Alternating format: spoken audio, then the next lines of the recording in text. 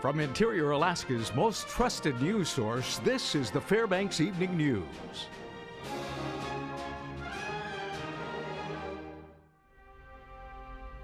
Good evening. Thanks for joining us. Despite turning himself in for an alleged murder, a North Pole man pleaded not guilty this afternoon in Fairbanks Superior Court. 41-year-old Matthew Davis of North Pole is in custody, charged with the first-degree murder of 34-year-old John Adam Chilcote of North Pole.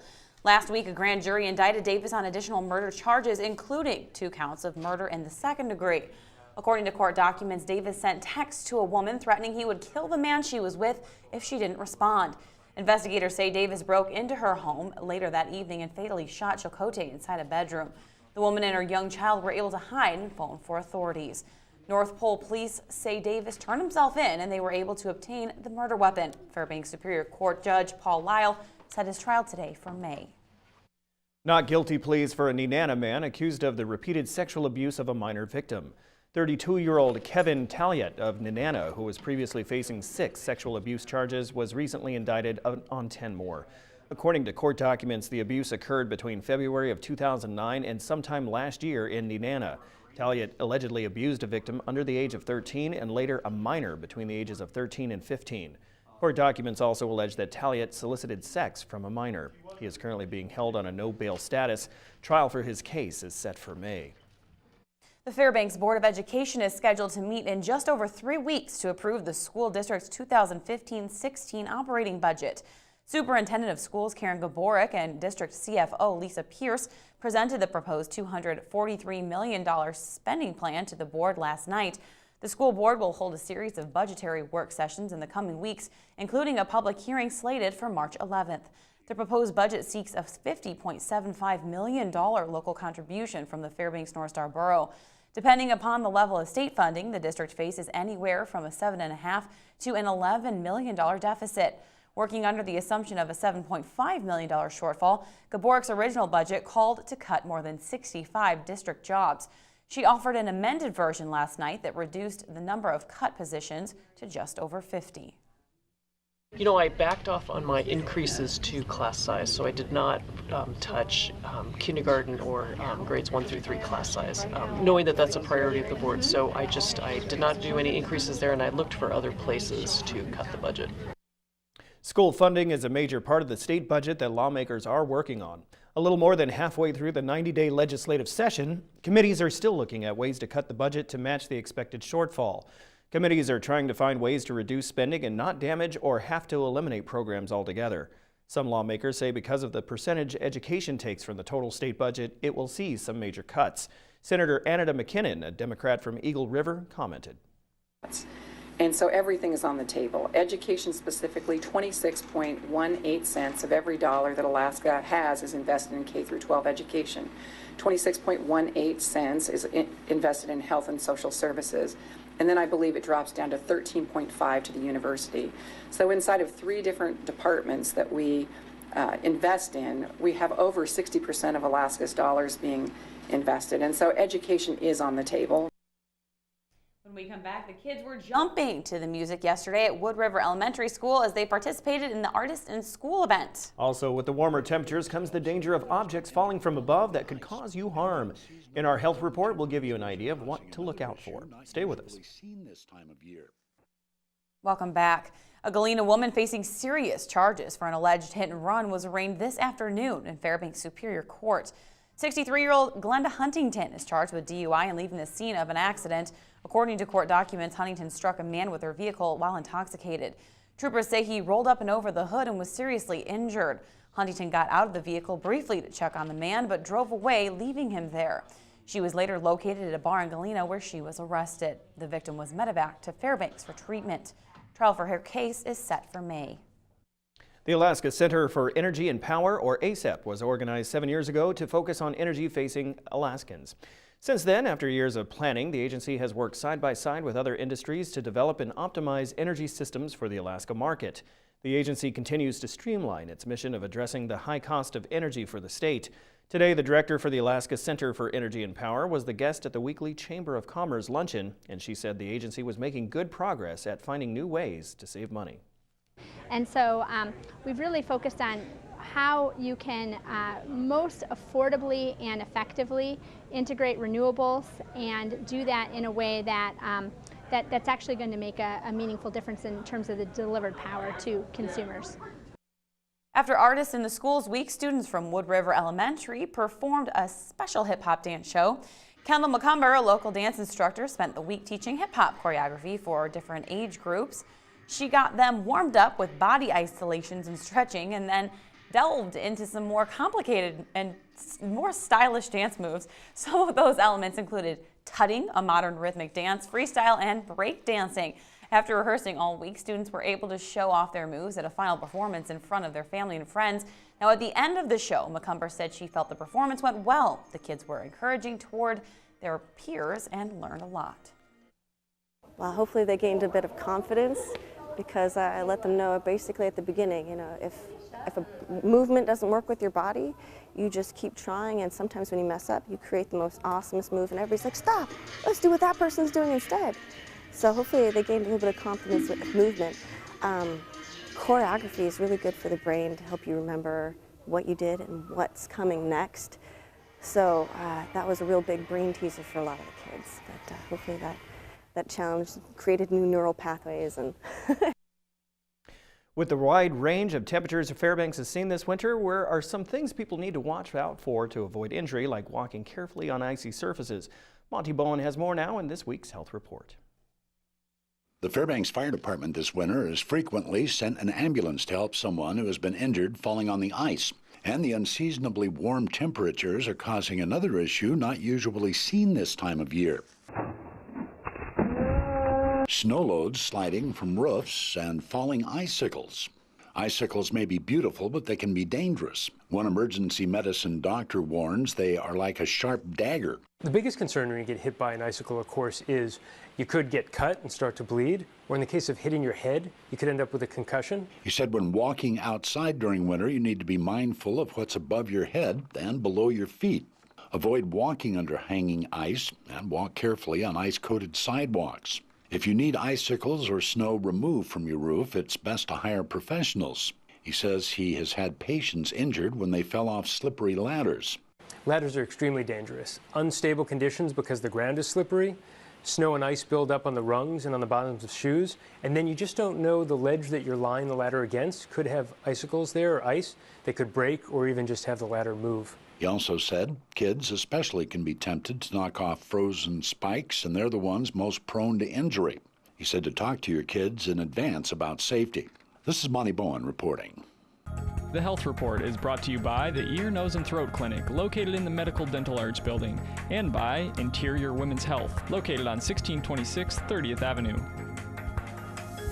I do have to say, Kendall is a great hip-hop teacher. Oh, yeah. My son took classes from her, and I've taught at the same studio as her, and she can get it. Very good. She can get it going with those isolations. It looked like and it. stuff. That's pretty awesome. All right, well, Joe Cook is up next with the Nana Corner and a local wrestling event that made history. All that and more next in sports.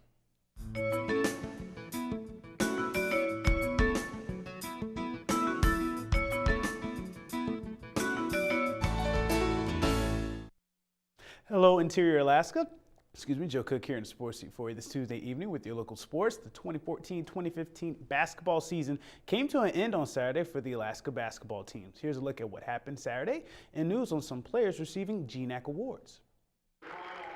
Saturday was senior night at the Patty Center. The women's team celebrated Kelly Logue and Benisa Belai before tip-off. The Cali kids finished 4 years as a part of head coach Cody Bench's first recruiting class. Alaska needed a win to keep their playoff hopes alive, but number 2, Seattle Pacific, struck first with a 9-1 run to start the game. Alaska rallied with the 10-0 run. Falcons, they took the lead right back and would not trail, despite Alaska cutting a double-digit deficit to 6 a couple times in the second half. SPU wins 79-66, led by Susanna Olsen and Aubrey Collins' 23-point games. Kaylee Joel led Alaska with 18 points. Belaya scored 8 in her last game as a Nana. She was named to the All-GNAC team as an honorable mention today as well. It was a great opportunity to play for this team and for this program. And I thank Coach for giving me the opportunity to play and go to school, and I'm going to miss my teammates so much. The women's team finishes 14-14 overall and 6-12 in the GNAC. That made for a historic season. This is the best season we've had since 2005, my senior year. I'm really thankful for that. You know, we finished 500. UAF has not been in contention for postseason since 2001. So those are huge steps and major achievements that maybe you don't see by the record, but we know it, and I think it just builds the future. The men's team faced the top team of the conference in the Western Oregon Wolves, but before tip-off, Alaska honored Eric Fonge, Rashard Allen, and Anthony Reese, their 3 seniors. UAF played inspired, and they belonged on the court with the GNAC's top team in the first half, just trailing 31-36 at the break. The Wolves went to their big guns, though, in the second half. The GNAC Player of the Year, Andy Avge, scored 17 points on 8 of 10 shooting. The Wolves win 75-60, but Ashton Edwards scored a game-high 27 points for the Nooks. Amir Hadjisavovich added 10 points and 6 boards. The inside-outside duo were named all GNAC honorable mentions today as well. Alaska finishes 7-19 overall and 4-14 in conference play. I think we got to be as good as we could be, and we need to, got a lot of guys coming back, and we need to add some key pieces, but obviously we got a couple good players sitting out and a lot of guys coming back, so no, I'm looking forward to what we can add to this group and what the base is that we're bringing back, and we just gotta get ready for next season. Nanook Corner, brought to you by Sports Medicine Fairbanks. And over the weekend, a storied wrestling event added to its legacy on Saturday. The Tanana Invitational is an unofficial state wrestling tournament for middle school wrestlers. Saturday was the 40th year of the statewide tournament, which brought in teams from Palmer, Dillingham, Juneau, and Anchorage areas, just to name a few. Some featured Malamutes, Wolfpack, and Raven and Patriot wrestlers competing for titles, as you see. What makes this year special is that this was the first year with a girls division. North Pole won 3 divisions, placing a top 3 in at least 10 of the girls' weight classes. That would be huge because North Pole Middle School won this year's invitational with 400 points. T-Land and Colony Middle rounded out the top 3. Well, I think that's really helped a lot. We used to have girls wrestling boys, and we didn't care for that so much. But with them having their own separate tournament, I think it's going to really be a good thing. Well, it doesn't matter if you win or lose. It's all about having fun out here. You can get first in state, or you can get last, and still have fun. And some local skiers with interior ties named some top 10 finishes here and abroad over the weekend. Alaska's Halvard Avocet won the Kendall Subaru Fairbanks Ski Cross Men's A Final and took Sunday's Junior Men's 15K title in 49 minutes 14 seconds in the Buto Dental Distance Race Series at Birch Hill. Junior UAF skier Mike Fehrenbach won the 30K free technique race at the Opa Continental Cup in Roga, Slovenia. Reese Hahnemann and David Norris, Fairbanks natives who race for APU, they finished in the top 20s in the sprints and the 30K races. Lastly, here's a heads up for you aspiring and up-and-coming mushers. Thursday is the sign-up day for some important races. The Mount McKinley Bank North Pole Championships and Kinross Fort Knox Junior North American Championships will have sign-ups this Thursday at 5:30 p.m. at the Leaf and Bean Cafe in North Pole. The Junior North American will run Friday through Sunday, starting at 3 o'clock on Friday, and Saturday and Sunday starts at 1 o'clock. The North Pole Championships are Saturday and Sunday at 9 a.m., ski-ring at 11 a.m. Both events are at the Morning Star Park in North Pole. There are 1, 2, 3, 4, and 6 dog classes in the JNAC, and the NPC will have 4, 6, and 10 dog mushing classes, as well as 1, 2, and 3 dog ski-ring classes. Again, signups are Thursday at 5:30 p.m. at the Leaf and Bean Cafe. And that's it for sports. Mike Schultz is next with your full weather forecast, and we'll catch you next time. Hey everyone, welcome back into the Fairbanks Evening News. Mike Schultz with you once again, back in the studio, not out at the ice park, but I'm sure the ice park is a hubbub of business right now as the sculptors are really working hard to get their sculpting done by Thursday night.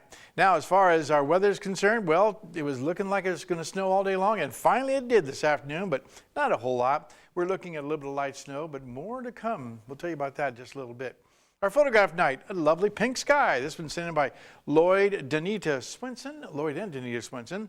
And again, as always, if you have a photograph, by all means, send it to photos@ktvf11.com. Your almanac looks like this, 21 degrees. Currently, that is our high for the day. The low last night, 1 degree. Still a little light snow falling at the airport. Record high 46 in 1957, but 1 year earlier, it got down to 44 degrees below zero. So what a difference a year makes, right? Sunrise and sunset, about 10 hours and 28 minutes, a gain of 7 minutes from yesterday. On our satellite and radar, you can see this little wisp of clouds moving through. That's what's giving us our snow right now. And out to the west, we have another outer edge of another storm system that's going to be bringing even more heavy snow this weekend, it looks like right now. We're going to zoom in on the Fairbanks area and show you the snow that's falling right now. As you can see, it is just basically almost through the Fairbanks area, so it should be letting up even more as we speak throughout the evening, so no real accumulation expected. What's going on across the rest of the state? Well, over southeast Alaska, a little rain falling at Ketchikan, also some rain at Juneau, 43 degrees at Ketchikan. Around the Anchorage Bowl, mainly partly cloudy skies there. Kodiak Island, also cloudy skies, 43. Along the Aleutian Chain, Cold Bay at 37. More sunshine up and down the west coast, 25 degrees at Nome. Not a bad day in Nome, 13, or I should say Barrow, 13 degrees there. And Fort Yukon at 9 degrees and sunshine. Lower 48 weather, look at the up and down the west coast. Things have really dried out nicely from the storms they had yesterday. They brought hail to the beaches there of Long Beach around Los Angeles. Denver, 25 degrees. Little rain falling around Dallas, 52 degrees there, which a few days ago was only like in the 20s. And elsewhere across the eastern half of the country of rain around the New Orleans area. Also raining in New York, and 34 degrees over the northeastern sections of the country. And it's all, once again, you can see the pink moving across the northeast, moving out across the Atlantic Ocean. It's all blue, which means warmer temperatures. And up and down the west coast, things are looking pretty good there too, for the most part, pretty dry. And as far as this system that's moving through right now, color codes, you can see pink indicating where the freezing precipitation is, and then greens and the different types of green indicating how heavy the rain is. And then, of course, this is the new mode they're going to now as far as weather maps go, to give you a better idea of the intensity of the different kinds of precipitation.